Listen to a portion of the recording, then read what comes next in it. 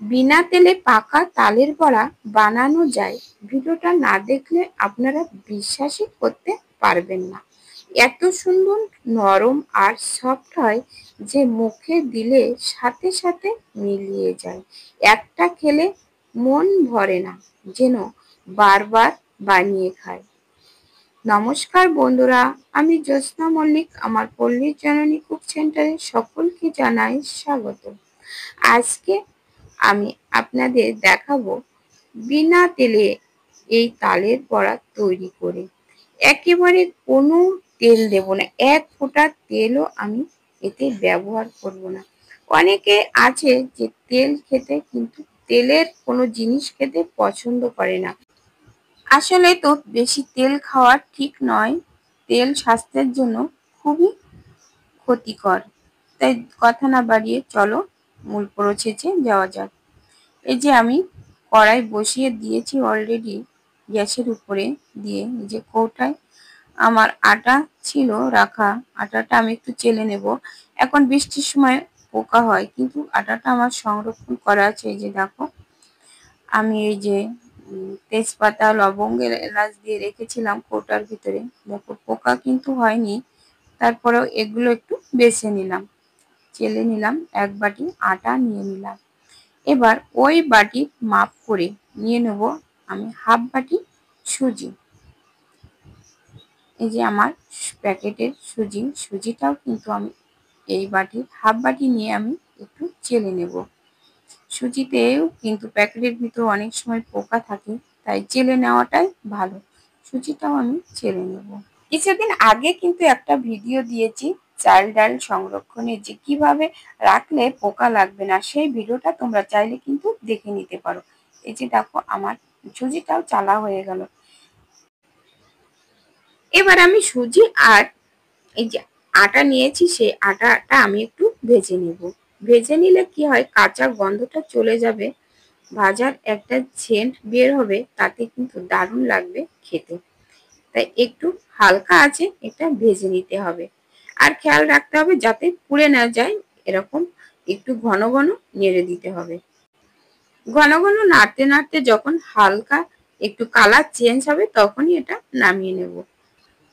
এই যে দেখো, কালারটা কিন্তু চেঞ্জ হয়ে গেছে। এবার আমি গ্যাসটা বন্ধ করে এটা নামিয়ে নেব। সুজি আটার মিশ্রণটা একটা থালার ভিতরে আমি নামিয়ে নিলাম। এবার ওই কড়াইতে আমি দিয়ে দিলাম এক বাটি তালের রস। আমার এই তালটা কিন্তু গত বছরকে রাখা ফ্রিজে ছিল, সেই তাল দিয়ে আমি তৈরি করছি। এখন কিন্তু তাল পাকা শুরু হয়ে গেছে, কম বেশি পাওয়া যাচ্ছে, কিন্তু আমার এই তালটা ছিল গতবারকের তাল, সংরক্ষণ করা ছিল। তোমরা চাইলে এই তাল সংরক্ষণের ভিডিওটাও আমি দিয়ে দেব। এবার তালটা আমি একটু জাল করে নেব, যাতে কাঁচা গন্ধটা যাতে না থাকে। একটু নেড়ে চেড়ে আমি এই তালের ভিতরে দিয়ে দিলাম নারকেল কোড়া। হাফ নারকেল কোড়া আমি দিয়ে দিলাম। নারকেল কোড়াটা তালের ভিতরে দিলে এই যে নারকেলটা যদি মুখে পড়ে না, দারুণ লাগে খেতে। কিন্তু আসলে কি বলতো বন্ধুরা, এখন না নারকেল পাওয়া যাচ্ছে না, কোনো গাছে নারকেলই হয় না। স্বাদ মতো লবণ দিয়ে দিলাম এর ভিতরে। তোমরা চাইলে নারকেলটা স্কিপ করে এখানে গুঁড়ো দুধও ব্যবহার করা যাবে। এবার দিয়ে দেব চিনি। ওই বাটির হাফ বাটি মেপে আমি চিনি দিয়ে দিলাম। মিষ্টিটাও তোমরা যে যেমন খাও সেই তার উপরে নির্ভর করে মিষ্টিটা দিতে হবে। এবার আমি ভালো করে একটু জাল করে নেব, যাতে কোনো কাঁচা গন্ধ না থাকে। এ পর্যায়ে তোমরা কিন্তু একটু দুধও এতে ব্যবহার করতে পারো। এবার দেখো, আমি দুটো এলাচ নিয়েছি, এর ভিতরে দিয়ে দিলাম। একটু এলাচের সেন্ট বের হবে, তোমরা চাইলে এটা স্কিপ করতে পারো।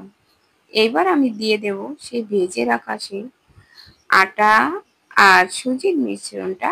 এবার দিয়ে দেব অল্প অল্প করে দিয়ে দেব। অল্প অল্প করে দিয়ে এটা মিশিয়ে নিতে হবে, একবারে কিন্তু দেওয়া যাবে না। আর এটা বেশি নরমও করা যাবে না, শক্তও করা যাবে না, একটু মিডিয়াম ভাবে রাখতে হবে। মেশানো হয়ে গেছে, এবার আমি নামিয়ে নেব। এবার আমি থালার ভিতরে নামিয়ে নিয়ে একটু ঠান্ডা করতে হবে, যাতে হাত দিয়ে এটা মেখে নেওয়া যায়। গরম অবস্থায় হাত দিলে কিন্তু হাত পুড়ে যাবে, তাই একটু ঠান্ডা করতে হবে। এই যে দেখো বন্ধুরা, ঠান্ডা হয়ে গেছে, আমি এবার হাত দিয়ে একটু মেখে নেব। ভালো সুন্দর করে মেখে নিতে হবে হাত দিয়ে। দেখো কত সুন্দর হয়েছে, এরকম একটু চেপে চেপে মেখে নেব।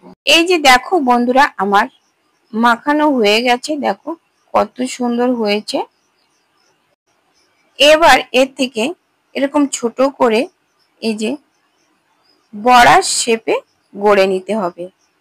ছোট বড় হলে কোনো সমস্যা নেই, গোল গোল করে ঘুরিয়ে বড়ার শেপে আমি গড়ে নেব। যে দেখো নিয়ে নিলাম, কত সুন্দর হয়েছে। একটা একটা করে সবগুলো এরকম গোল গোল করে ঘুরিয়ে গড়ে নেব। আমার অনুরোধ রইল, এইভাবে তোমরা একদিন তৈরি করে খেয়ে দেখো। একেবারে বিনা তেলের তালের বড়া কত সুন্দর হয়। এই যে দেখো সবগুলো তৈরি করে নিয়েছি, কত সুন্দর দেখাচ্ছে। এবার এই যে আমি রাইস কুকারের উপরে যে ঝাঁঝরি থাকে সেটা নিয়ে নিয়েছি, একটু তেল লাগিয়ে নিলাম। এবার এর উপরে সব এই তালের বড়াগুলো আমি সাজিয়ে দেব। দেখো কত সুন্দর হয়েছে, একেবারে স্বাস্থ্যসম্মত এই তালের বড়াগুলো যে কেউ খেতে পারবে। মিষ্টির পরিমাণটা নিজেরা বুঝে দিলে মানে সবাই খেতে পারবে। এই ঝাঁঝরির উপরে সাজিয়ে নিয়ে এবার দেখো আমি কড়াইতে জল চাপিয়ে দিয়েছি একটা স্ট্যান্ড দিয়ে, তার উপরে দিয়ে দিলাম। একটু দিয়ে একটু ভাপিয়ে নিতে হবে। জলের পরিমাণটা একটু কম দিতে হবে, যাতে উতরে উপরে না ওঠে। দিয়ে এবার আমি ঢাকা দিয়ে রাখবো। ঢাকা দিয়ে 8 থেকে 10 মিনিট মতো একটু ভাপিয়ে নিলে কিন্তু হয়ে যাবে। 10 মিনিট পরে ফিরে এলাম। এই যে দেখো কেমন হয়েছে। এই যে দেখো এবার এগুলো আমি প্লেটে সাজিয়ে নেব। গ্যাসটা বন্ধ করে নামিয়ে এই যে দেখো প্লেটে আমি সাজিয়ে নিয়েছি। কি সুন্দর হয়েছে দেখতে। এগুলো ঠান্ডা হলে কিন্তু খেতে আরো বেশি মজা হবে। তো বন্ধুরা, এইভাবে তোমরা একবার হলেও বানিয়ে খেয়ে দেখো, ভালো লাগবে। আজকের ভিডিওটা কেমন লেগেছে কমেন্টে জানাতে কিন্তু ভুলো না। আর ভিডিও দেখতে দেখতে যদি লাইক দিতে ভুলে যাও, একটা লাইক করে দিও। আর বন্ধুদের সাথে একটু শেয়ার করে দিও। নতুন বন্ধুরা আমার চ্যানেলটাকে সাবস্ক্রাইব করে পাশে থাকা বেল আইকনটিতে ক্লিক করে রেখো, তাহলে পরবর্তী ভিডিও আপলোড হলে নোটিফিকেশন অতি সহজে পৌঁছে যাবে। যে দেখো ভিতরটা কত সুন্দর হয়েছে, খুব সুন্দর হয়েছে। একটা খেলে কিন্তু বারবার খেতে ইচ্ছা হবে এই বিনা তেলের তালের বড়াটা। আজ এ পর্যন্ত, দেখা হবে পরবর্তী ভিডিওতে। ততক্ষণে তোমরা ভালো থেকো, সুস্থ থেকো। নমস্কার বন্ধুরা।